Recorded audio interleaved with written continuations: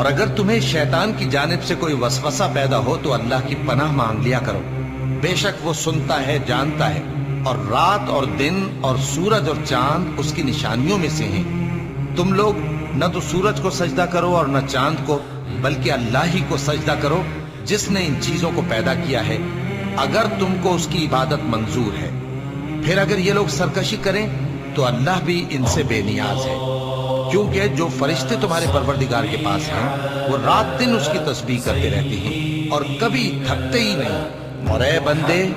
یہ اسی کی قدرت کے نمونے ہیں کہ تو زمین کو دبی ہوئی یعنی خشک دیکھتا ہے، پھر جب ہم اس پر پانی برسا دیتے ہیں تو وہ شاداب ہو جاتی اور پھولنے لگتی۔ بے شک وہ جس نے زمین کو زندہ کیا